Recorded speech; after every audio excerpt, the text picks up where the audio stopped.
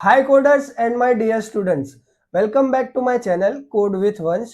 तो पिछले वीडियो में हम लोगों ने स्टैक के बारे में देखा था, उसके कुछ ऑपरेशंस हम लोगों ने देखे थे और उसके पहले वीडियोस में हम लोगों ने उसका इंट्रोडक्शन कवर किया था। इस वीडियो में हम लोग उसका इम्प्लीमेंटेशन देखेंगे with the help of an array. तो अगर आपने एरेज वाले वीडियोस नहीं देखे, वो कॉन्सेप्ट्स अगर आपको नहीं पता है तो आप एक बार वो वीडियो चेकआउट करके आ जाओ। मैं आपको डिस्क्रिप्शन में उसका लिंक दे दूंगा, क्योंकि कहीं ना कहीं एरे का जो कॉन्सेप्ट है वो यहाँ पे यूज होने वाला है। तो विदाउट वेस्टिंग एनी टाइम हम लोग वीडियो को स्टार्ट कर लेते हैं। तो स्टैक इम्प्लीमेंटेशन, अगर मैं आपको बोलता हूँ कि व्हाट इज स्टैक इम्प्लीमेंटेशन, तो आपको ये सुन के क्या समझ में आएगा?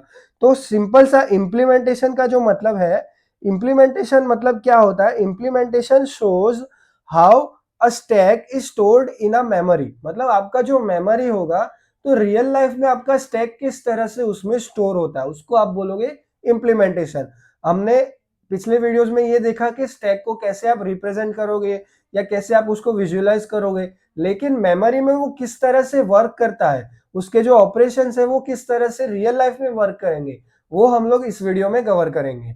तो stack can be implemented using an array. आप लोगों ने देखा था, हम लोगों ने स्टैक को एक एरे के फॉर्म में ही रिप्रेजेंट किया था, लेकिन सिर्फ वो था एक वर्टिकल फॉर्म में। यूजिंग एन एरे का मतलब क्या कि आपके जो एलिमेंट्स है वो एक कॉन्टिग्यूअस मेमोरी लोकेशंस पे स्टोर हो गए, एक के बाद एक कंटिन्यूअसली।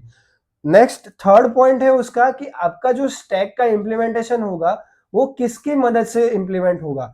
वो है जो कि है आपका टॉप वेरिएबल।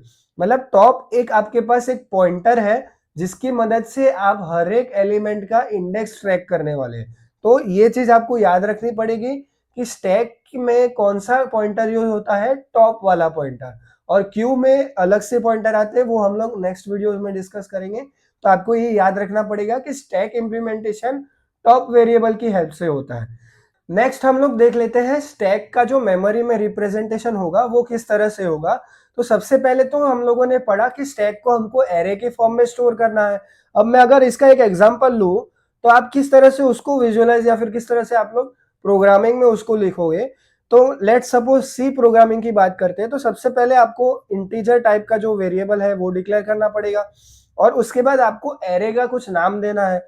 अब एरे का नाम मैं लेट सपोज स्टैक दे देता हूं, क्योंकि मैं स्टैक को रिप्रेजेंट कर रहा हूं एज एरे। तो मैंने इंट लिखा, उसके बाद मैंने मेरा एरे का नाम लिखा है जो कि है स्टैक।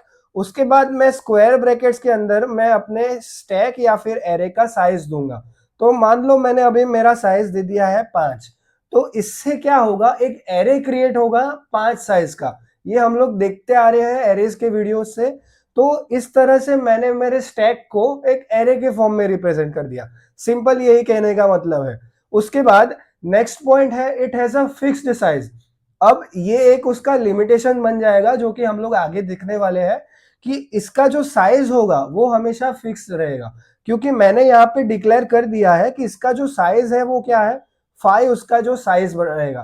तो आप रन टाइम या फिर मेमोरी में कभी भी उसका साइज चेंज नहीं कर पाओगे वापस से। तो साइज कहीं ना कहीं उसका फिक्स कर दिया मैंने। उसके बाद मैंने आपको बताया स्टैक में कौन सा वेरिएबल यूज होगा इंडेक्स ट्रैकिंग के लिए, टॉप वेरिएबल। तो टॉप वेरिएबल का काम क्या है, top tracks the index of the last inserted element. अब आपका स्टैक का जो प्रिंसिपल है वो कौन सा है, लिफो प्रिंसिपल है, लास्ट इन फर्स्ट आउट। तो जो भी आपका लास्ट एलिमेंट इंसर्ट हुआ होगा उसको आपका जो टॉप वेरिएबल है वो कहीं ना कहीं ट्रैक करेगा। सिंपल सा ये मतलब ट्रैक किसको करेगा, उसके इंडेक्स को। इस फिगर में आपको दिख रहा है कि जो मैंने स्टैक जो क्रिएट किया है यहाँ पे 5 साइज का, वो स्टैक आपको कुछ इस तरह से रिप्रेजेंट किया हुआ है मैंने।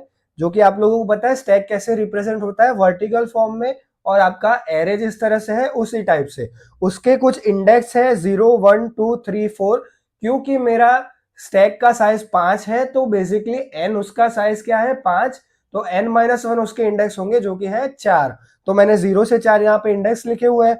अब मान लो जो मेरा टॉप वाला जो एलिमेंट लास्ट में इंसर्ट हुआ था वो है 30। तो जो आपका टॉप वेरिएबल है यहाँ पे वो किसको पॉइंट करेगा, इंडेक्स नंबर 2 को पॉइंट कर रहा है। और कौन से एलिमेंट को पॉइंट करेगा, जो कि है लास्ट इंसर्टेड। मतलब 30 आपका टॉप एलिमेंट है, उसके ऊपर आपका कोई एलिमेंट नहीं है। तो टॉप का काम क्या है, यहाँ पे जो मैंने लिखा हुआ है, top tracks the index of the last inserted element. तो आपको ये फिगर देख के आपको समझ में आ रहा होगा कि टॉप जो है वो किसको पॉइंट कर रहा है, टॉप वाले एलिमेंट को, जो सबसे ऊपर एलिमेंट है, जो कि लास्ट इंसर्ट किया हुआ है 30, और उसका इंडेक्स कौन सा है, नंबर 2। तो इस तरह से कुछ मेमोरी में रिप्रेजेंट होता है आपका स्टैक। नेक्स्ट हम लोग देख लेते हैं एरे का डिक्लेरेशन, जो कि मैंने आपको बता ही दिया है, लेकिन हम लोग एक बार इसको अलग से भी कवर कर लेते हैं। तो सबसे पहले कैसे आप एरे को डिक्लेयर या फिर स्टैक को डिक्लेयर करोगे, जो मैंने आपको बताया, आपको सबसे पहले वेरिएबल लिखना है, सॉरी डेटा टाइप लिखना है, कौन सा, इंटीजर टाइप का डेटा है मेरा, इंटीजर टाइप का स्टैक।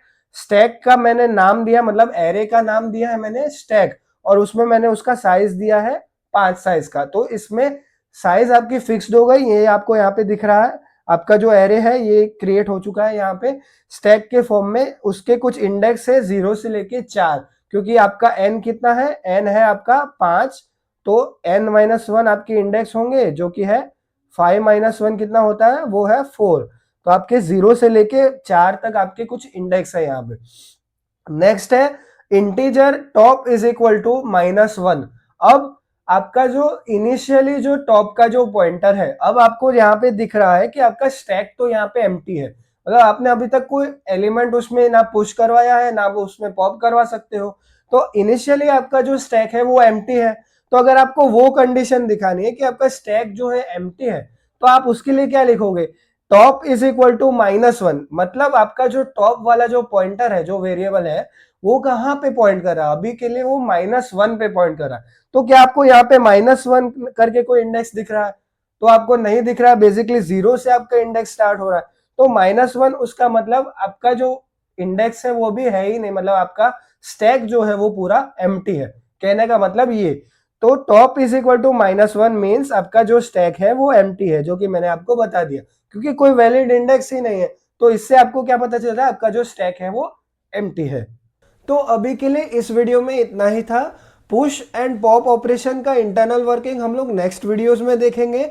अगर मैं इसी वीडियो में उन सबको कंबाइन कर देता तो आपके वीडियो की लेंथ लंबी हो जाती, तो इसलिए मैंने दोनों वीडियो सेपरेट बनाए हैं उनके ऊपर। तो अगर आपको वीडियो अच्छा लगा हो, आप एक लाइक कर सकते हो, शेयर कीजिए अपने दोस्तों के साथ जिन्हें डेटा स्ट्रक्चर्स के बारे में पढ़ना है, और एक सब्सक्राइब भी ज़रूर कर सकते हैं। तो मिलते हैं अगले वीडियो में, तब तक के लिए टेक केयर।